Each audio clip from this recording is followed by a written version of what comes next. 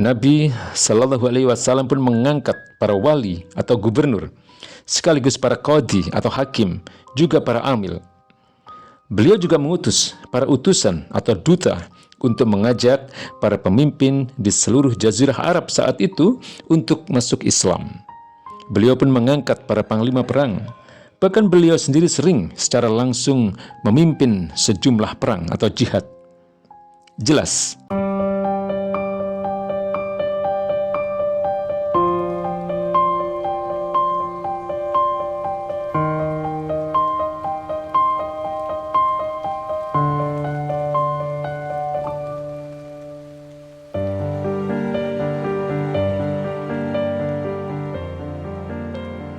Umat Islam hari ini meneladani Nabi seperti melihat kepingan-kepingan puzzle yang berserakan, bukan sebagai suatu bentuk yang utuh. Ada yang mau meneladani Nabi hanya dalam urusan ibadah, hanya dalam urusan akhlak, hanya dalam urusan rumah tangga, dan sebagainya. Seolah-olah pribadi Nabi adalah sosok yang terpecah-pecah, bukan pribadi yang utuh. Tidak heran ada orang yang begitu cinta hadir di majelis-majelis taklim dan salawat, namun menolak kepemimpinan Nabi dalam kehidupan politik dan bernegara. Ada juga yang begitu semangat mengajarkan akhlak Nabi, tetapi membantah kalau Nabi adalah seorang politisi dan pemimpin negara.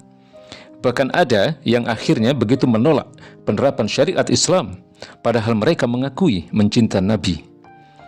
Padahal di dalam Al-Quran, Allah Subhanahu wa Ta'ala berfirman tentang wajibnya mengambil apa yang dibawa Nabi pada umat ini secara keseluruhan. Allah Subhanahu wa Ta'ala berfirman, apa yang diberikan oleh Rasul kepadamu, maka ambillah dia, dan apa yang dilarangnya bagimu, maka tinggalkanlah. Quran Surat Al-Hasyr ayat 7.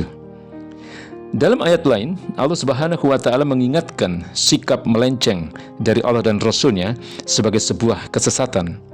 Allah Subhanahu wa Ta'ala berfirman, dan tidaklah patut bagi laki-laki yang mukmin dan tidak pula bagi perempuan yang mukmin apabila Allah dan Rasulnya telah menetapkan suatu ketetapan akan ada bagi mereka pilihan yang lain tentang urusan mereka, dan barang siapa mendurhakai Allah dan Rasulnya, maka sungguhlah dia telah sesat dengan kesesatan yang nyata. Quran Surat Al-Ahzab ayat 35. Maka di antara hal penting dari Rasulullah Shallallahu Alaihi Wasallam yang wajib dan layak dicontoh adalah teladan kepemimpinan beliau sebagai penguasa, yakni sebagai kepala negara.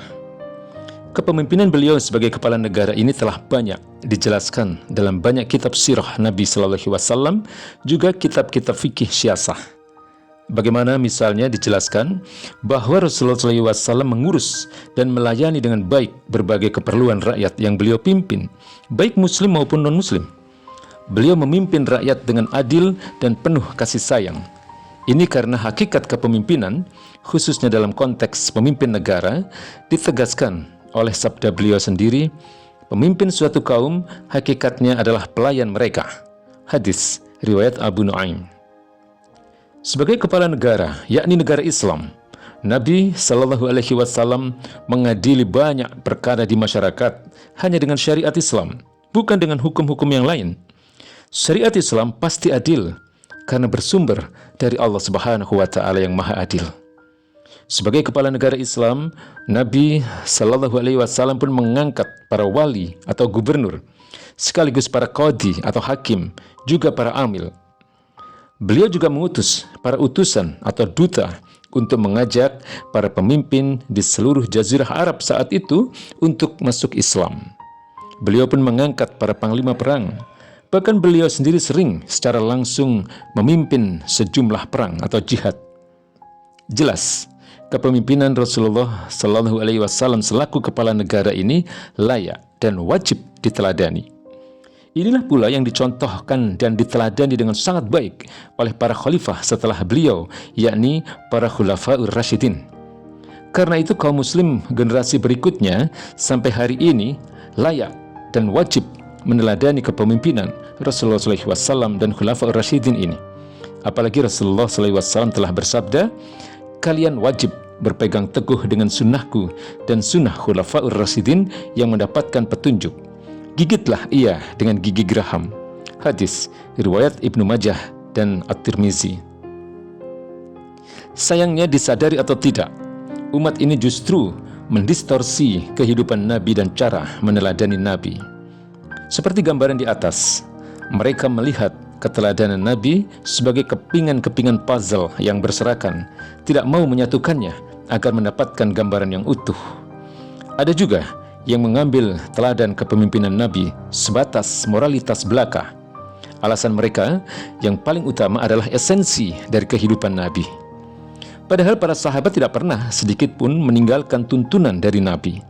Sepeninggal Nabi, mereka bergegas mengangkat kepala negara untuk mengurus kepentingan umat. Mereka juga tetap menerapkan syariat Islam, menyebarkan Islam baik dengan dakwah maupun dengan jihad fisabilillah. Khalifah Abu Bakar radhiyallahu anhu, beliau tidak mentolerir keberadaan nabi-nabi palsu dan kelompok-kelompok orang yang membangkang untuk membayar zakat. Beliau tegur, lalu beliau kirimkan pasukan untuk menumpas mereka, dikarenakan itu adalah merupakan kejahatan besar.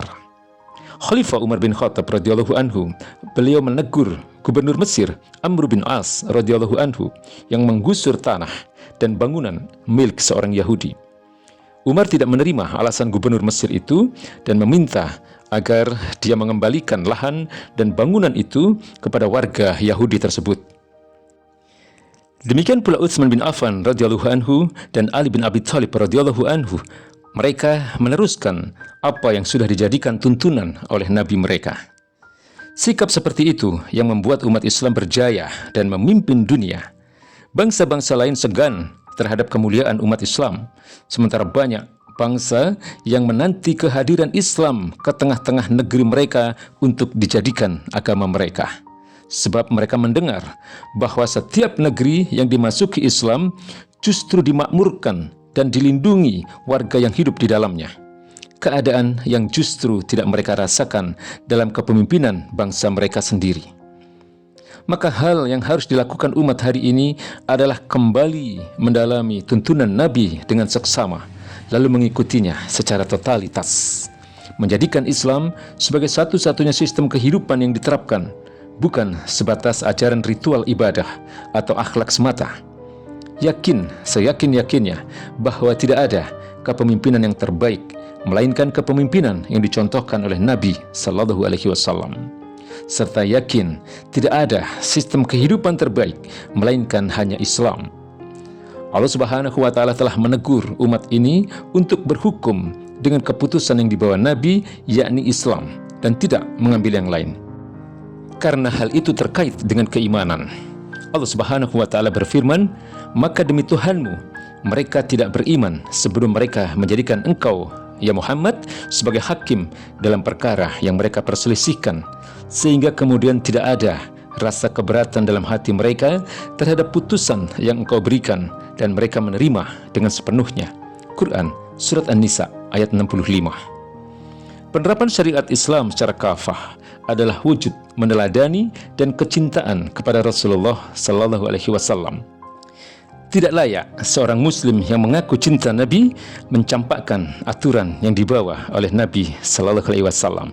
Jika itu yang terjadi, cintanya kepada Nabi adalah dusta belaka. Wallahu a'lam bishawab.